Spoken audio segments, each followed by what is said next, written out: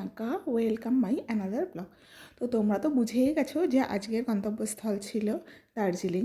অনেক দিন ধরেই প্ল্যান করছিলাম দার্জিলিং যাব, সেই জন্য জানুয়ারি মাসেই টিকিট কেটে রাখি। তো টিকিট নিয়ে একটা কথা বলে রাখি যে টিকিট কেটে রেখেছিলাম ঠিকই, কিন্তু আমাদের টিকিট কনফার্ম হয়নি, যার জন্য অবশেষে আমরা খুব ঝামেলার মধ্যে পড়ি। তোমাদের যদি কনফার্ম না হয় টিকিট, তো টিকিট ক্যান্সেল করে তৎকালীন টিকিটে চলে যেও, কিন্তু টিকিট কনফার্ম হবে এই আশা প্লিজ করো না, আমাদের মতন অবস্থা হবে না তোমাদের। আমি লাস্টে টিকিট ক্যান্সেল হয়ে গেছিলো, তাই শিয়ালদা থেকে পদাতিক ট্রেনে টিকিট কেটে নিয়েছিলাম তৎকালীনের 11:20, আর সেই ট্রেন ধরেই চলে গেছিলাম নিউ জলপাইগুড়ি স্টেশন। তো রাত 11টার সময় যেহেতু আমাদের ট্রেনটা ছিল, তো সকাল 9টা নাগাদ নিউ জলপাইগুড়ি ঢোকে। আর ঢোকার পথে যে দৃশ্য দেখেছি জানলা দিয়ে, তাতে যে সারা রাতের ক্লান্তি সেটা একদমই চলে গেছিলো। তো নিউ জলপাইগুড়ি স্টেশনে নেমেই প্রথমে স্টেশন থেকে ব্রিজের ওপর চলে যাই, আর ব্রিজ থেকে সোজা হেঁটে ব্রিজটা ক্রস করলেই হলো নিচে চলে আসে একটা বড় মার্কেট টাইপের, যেখানে পার্কিংয়ের জায়গা। পার্কিংয়ে গেলে তোমরা শেয়ার গাড়ি পেয়ে যাবে দার্জিলিং অবধি 200 টাকা 300 টাকায়। আর যদি তোমরা চাও যে দার্জিলিং না গিয়ে অন্য কোনো জায়গায় যাবে, সেক্ষেত্রে শেয়ার গাড়ি অতটা পাওয়া যায় না। তোমাদের ছোট গাড়ি 2500 এবং বড় গাড়ি 3000 থেকে 4000 টাকা করে বুক করতে হবে। আমাদের যেহেতু বুক করা ছিল, তো সেই গাড়ি ধরেই আমি চলে আসি হলো দার্জিলিং না শিটং। প্রথম দিন আমি গেছিলাম শিটংয়ে, আমার গাড়ি ভাড়া পড়েছিল 3000 টাকা। তো সারাদিন সাইট সিং করিয়ে আমাকে পৌঁছে দিয়েছিল শিটংয়ের একটা হোমস্টেতে। নিউ জলপাইগুড়ি থেকে শিলিগুড়ি হয়ে দার্জিলিং ডিস্ট্রিক্টে ঢুকেছিল গাড়ি। প্রথম যে পাহাড় দেখার কি আনন্দ, সেটা কোনোভাবেই বলে বোঝানো সম্ভব না। আমাদের প্ল্যানিংটা ছিল 3 রাত 4 দিনের। তো প্রথম দিন শিটং, তারপরে 2 দিন হলো দার্জিলিং, এবং লাস্টের দিন আসার পথে মিরিক হয়ে ফেরা।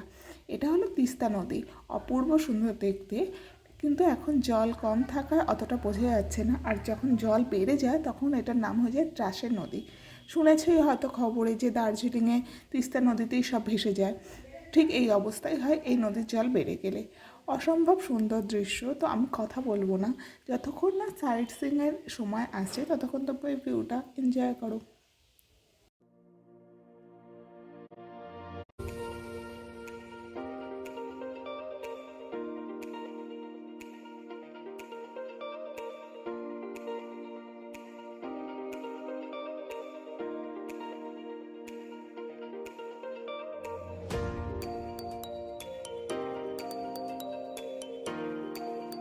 যাওয়ার পথে একটা মা কালীর মন্দির পড়ে, যেটা হয়তো তোমরা দার্জিলিংয়ের ভিডিও দেখলে অনেকেই দেখতে পাবে।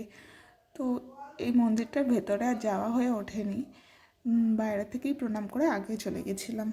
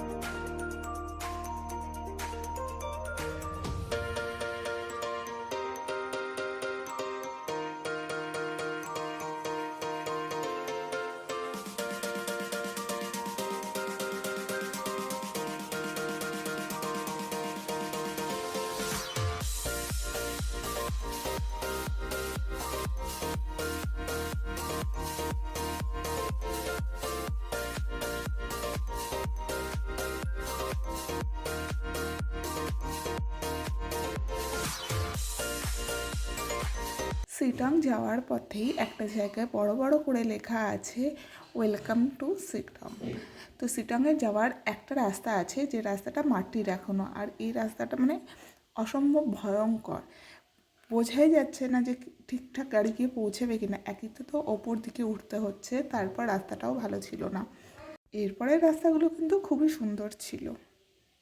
প্রকৃতির এত সুন্দর অপূর্ব দৃশ্য যেন মন আর চোখ কোনোটাই ভরতে চায় না, তাই না? পাহাড়ের পরিবেশটাই এত সুন্দর আর দৃশ্যগুলো এত সুন্দর যে বলতে থাকলে কথা শেষই হবে না।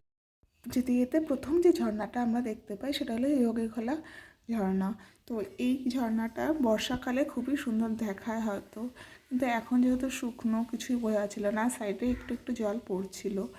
আর তারপর চলে যাই আমরা আলধারা টি এস্টেট। তো এই পর্যন্ত আসতে আমাদের প্রায় 3 ঘন্টা সময় লেগে গেছিলো। মানে 9টার সময় ট্রেন থেমেছে, 9:30 10টা বেজে গেছে স্টেশন থেকে একটু ব্রেকফাস্ট করে বেরোতে বেরোতে। আর এখানে পৌঁছেছি যখন, তখন বাজে প্রায় 1টা। তো এখানে প্রত্যেকটা জায়গায় না পার্কিংয়ের জন্য টাকা নেয় গাড়ি রাখার। আর বাস এইটুকুই, বেশি না, তাও এখানে পড়তে হয় 50 টাকা নিয়েছিল। এটা যেহেতু ভিউ পয়েন্ট খানিকটা ওপর দিকে, এমনি সবটাই পাহাড়ের মধ্যে, তাও এটা আরেকটু উঁচুতে। আর এখানে প্রথমেই উঠে দেখি যে বেশি লোক একটা ছিল না, আর সামনে হলো জামা কাপড় বিক্রি হচ্ছিলো যেগুলো পরে ফটো তুলতে পারবে, মানে ভাড়ার জন্যে, আর গাছ কিছু বিক্রি হচ্ছিল। আর যেহেতু কুয়াশা নামা শুরু হয়ে গেছিলো, তো দূরে যে খুব কিছু দেখা যাচ্ছিলো তা না, মনে হচ্ছিল একটা কাপড় দিয়ে কেউ ঢেকে দিয়েছে। তো ওপাশে কিছু আছে বোঝাও যাচ্ছে, কিন্তু স্পষ্ট দেখা যাচ্ছে না। নিচের দিকে নামতে যেমন কষ্ট হচ্ছিল, ঠিক উপর দিকে উঠতেও ততটাই কষ্ট হচ্ছিল। আর ওই উঁচু জায়গাটার থেকে ভিউ অসম্ভব সুন্দর, দূরে একটা ব্রিজ আছে সেটাও দেখা যাচ্ছিল। আবার চলে গেছিলাম হনুমানজির মন্দির, আর সেখানে একটু পাইন ফরেস্টও আছে। হনুমানজির মন্দিরটা খুবই সুন্দর, আর পাশে একটা ছোট্ট লেক আছে তৈরি করা। আর পাইন ফরেস্টটা সেরকম বড় না। আর এখানে কিছু দোকান বসেছিল, যে দোকান থেকে আমার মনে হয় কেনাটা ঠিক হবে না, কারণ দাম অতিরিক্ত বেশি। আর এটা দেখার পর চলে গেছিলাম আমরা অরেঞ্জ গার্ডেন। অরেঞ্জ গার্ডেনে গিয়ে দেখি যে কোনো অরেঞ্জই নেই, মানে কমলা লেবু নেই, শুধু গাছ কয়েকটা আছে। তো সেই জন্য সেখানকার ভিডিও না করে, মানে নামিনি সেখান থেকে চলে গেছিলাম নামচিন পুকুরি। তো নামচিন পুকুরি জায়গাটা সেরকম কিছুই না, কয়েকটা পুরনো স্তম্ভ তৈরি করা আছে, এপাশে গোয়ালঘর টাইপের আছে, আর পেছনে ওই বৌদ্ধদের কিছু মন্দির টাইপের আছে। আর উল্টো দিকের একটা রাস্তা আছে যেখানে অনেকটা উঁচু করে লেখা আছে আই লাভ শিটং। ব্যাস এইটুকুই, আর কিছু না। আর এইটুকু দেখতে দেখতেই বেজে গেছিলো যেহেতু 3টে, তাই এদিক ওদিক না গিয়ে আর সোজা হোমস্টেতে চলে যাই, কারণ লাঞ্চের সময়ও হয়ে গেছিলো আর খুব খিদেও পেয়ে গেছিলো। আর যাওয়ার পথে অসম্ভব সুন্দর রাস্তা পড়ে, কারণ আমাদের হোমস্টেটা ছিল অনেক ওপরে, মানে যাচ্ছিলাম কিন্তু রাস্তা শেষই হচ্ছিল না। আর রাস্তার পাশে দেখি খুব সুন্দর সুন্দর গাছ।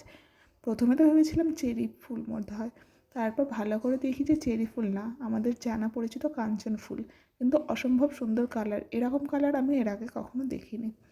যাওয়ার পথে একটা ছোট্ট ঝর্ণাও পড়েছিল। আর ইয়োগী খোলা আছে, সেখানটার একটা বড় ঝর্ণা আছে, সেই ঝর্ণাটাকে বাদ দিয়েই ছিল আমাদের হোমস্টে। অনেক ওপরের দিকে উঠে যাচ্ছিলাম। যারা প্রথমবার দার্জিলিং যাবে তাদের জন্য প্রথম দরকারি কথা যেটা, সেটা হলো সাথে বমির ওষুধ অবশ্যই রাখবে। যখন গাড়ি ওপরের দিকে যায় প্রচণ্ড বমি পায়। হলো আমাদের হোমস্টেতে গিয়েই দেখি যে ওরা খাবার রেডি করেই রেখেছে, তো খেয়ে নিই। সেদিন খাবারে ছিল ডাল, আলু ভাতে, ভাজা একটা, আর সাথে ডিমের তরকারি। খেয়ে দিয়ে রেস্ট করতে চলে যাই রুমে। রুমটা ছিল আমাদের 4তলায়, যেহেতু কুয়াশা নামা শুরু হয়ে গেছিলো, তো ভিউটা অত ভালো বোঝা যাচ্ছিল না। খাওয়া দাওয়া এবং থাকা নিয়ে আমাদের খরচ পড়েছিল হলো জন প্রতি 1500 টাকা করে।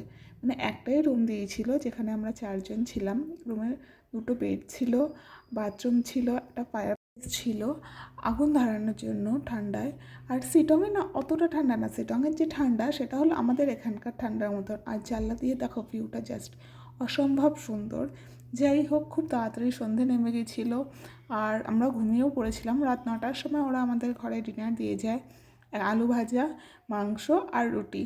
তো ওটাই ক্লান্ত ছিলাম যে খেয়ে দিয়ে আবার ঘুমিয়ে পড়ি। ভিডিওটা যদি ভালো লাগে তাহলে একটা লাইক করো, কমেন্ট করো, শেয়ার করো, আর পরের ভিডিওগুলো দেখার জন্য চ্যানেলটাকে সাবস্ক্রাইব করে দিয়ে। দেখা হচ্ছে খুব তাড়াতাড়ি, টাটা।